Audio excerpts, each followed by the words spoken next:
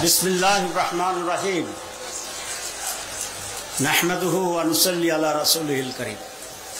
সকলেই বিগত 15 বছর নির্যাতিত হয়েছেন। আপনারা হয়তো ভাবছেন অত্যাচার হত্যা করেছে আওয়ামী লীগ। আমি আওয়ামী লীগের কথা কেন বলছি নির্যাতনের? আওয়ামী লীগের এক গ্রুপ আরেক গ্রুপের নির্যাতন করেছে, ঠিক কিনা?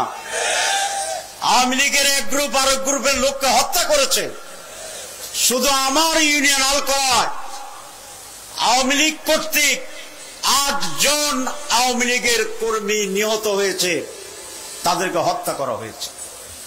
তো যেখানে আওয়ামী লীগকে হত্যা করে, আওয়ামী লীগের গোশত খায়, আওয়ামী লীগের বাড়িতে গিয়ে হামলা করে, সেখানে আপনাদের উপরে কি অত্যাচার হয়েছে সেটা বলার আর কোনো অপেক্ষা রাখে না। আমি কোন হত্যাকাণ্ড চাই না। মর্যাদা ছিল না মানুষের, অধিকার ছিল না মানুষের, দল কানা একটি রাজত্ব ছিল। বাংলাদেশের কথা বলছি না, 14 গ্রামের কথা। ইনশাআল্লাহ আমরা মানুষের মর্যাদাকে, যত গরিবই হোক মানুষটি, তিনি মানুষ, ঠিক কিনা? মানুষের মর্যাদা রক্ষা করা হবে, পুনরুদ্ধার করা হবে, এবং সামাজিক যে নৈরাজ্য, সেই নৈরাজ্য হতে দেওয়া হবে না, হবে না, হবে না। তিনি যিনি হন। সম্মানিত ভাইরা, এই সোশ্যাল সেন্টারটি আপনারা, আমরা জাতীয়ভাবে দু একটা কথা বলতে চাই। সেটা হচ্ছে ফ্যাসিজম বিদায় হয়ে গেছে। আপনারা জানেন, ইতিহাস বলে ফ্যাসিস্টরা একবার বিদায় হলে আবার ক্ষমতায় ফিরে আসে না। এই দেশে সেটা হবে না। বিভ্রান্ত হওয়ার কোনো কারণ নেই। মাঝে মধ্যে যে দলটির কথা বলছি, তাদের এখন সভাপতিকে জানেন, তাদের সেক্রেটারি এটা জানেন, আমরা সেটা জানি না। নির্বাচন আমরা বলেছি সুষ্ঠু, নিরপেক্ষ, পার্টিসিপেটরি নির্বাচন হতে হবে, এবং সেটি 2025 সালের ভিতরে হতে হবে। প্রধান উপদেষ্টা বলেছেন সম্ভব, যদি তার আংশিক সংস্কার করে। আমরা মনে করি 3 থেকে 6 মাসের ভিতরে প্রয়োজনীয় সংস্কার সাধন করা সম্ভব, এবং তারপরেই এই বছরের শেষের দিকে নির্বাচন অনুষ্ঠান করবে। এটাই জাতির প্রত্যাশা, জামাত ইসলামের দাবি। আমাদেরকে বলা হয় নারীর অধিকার থাকবে কিনা, আমার পরিবারে নারীরা চাকরি করতে পারবে কিনা। আমার পরিবারে আমার স্ত্রী একজন প্রফেসর, রেডিওলজিস্ট, তিনি হেড অফ দ্য ডিপার্টমেন্ট, তিনি চাকরি করেন। আমার মেয়ে একজন ডাক্তার প্রফেসর, তিনি চাকরি করেন। আমার দ্বিতীয় মেয়ে একটি ইউনিভার্সিটির টিচার, তিনি চাকরি করেন। আমার ছোট মেয়ে একটা আর্কিটেক্ট, তিনি চাকরি করেন।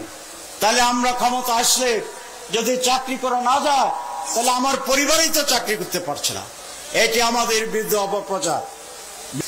আর একটি অপপ্রচার আমাদের বিরুদ্ধে আছে যে এই দেশে জামাত ইসলামী যদি ক্ষমতা আসে, তাহলে মাইনরিটির উপরে জুলুম হবে। এটা একটি মিথ্যা প্রচারণা। 14 গ্রামের হিন্দুরাই এটা সাক্ষী দেবেন যে আমরা যখন এমপি ছিলাম তাদের উপরে কোনো জুলুম হয়েছে কিনা। এই 14 গ্রাম বাজারে তাদের একটা মন্দির ছিল, আওয়ামী লীগ দখল করে রেখেছিল। আমি নিজে দাঁড়িয়ে তাদের মন্দিরে রক্ষা করে, চতুর্দিকে ওয়াল করে এটাকে প্রটেক্টেড করছি। এবং এখানকার হিন্দুদের যিনি সভাপতি, ভারতীয় একটি মিডিয়ার মাধ্যমে উনি এই ঘটনা বলেছেন এবং সাক্ষী দিয়েছেন। আমরা কারো উপরে কোনো কিছুই চাপিয়ে দেব না। প্রত্যেকেই তার ইচ্ছা অনুসারে অধিকার নিয়ে বসবাস করতে পারবেন।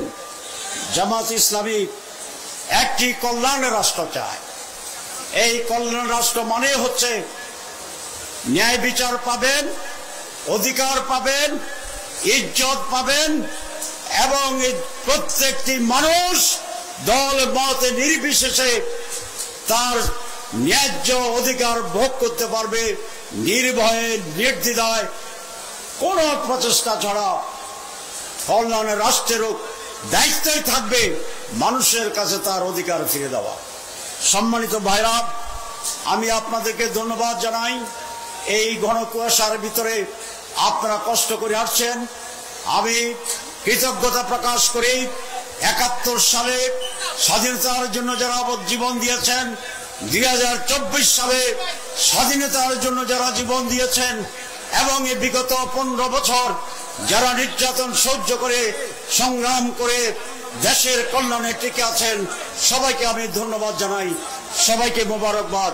আসসালামু আলাইকুম ওয়া রাহমাতুল্লাহ।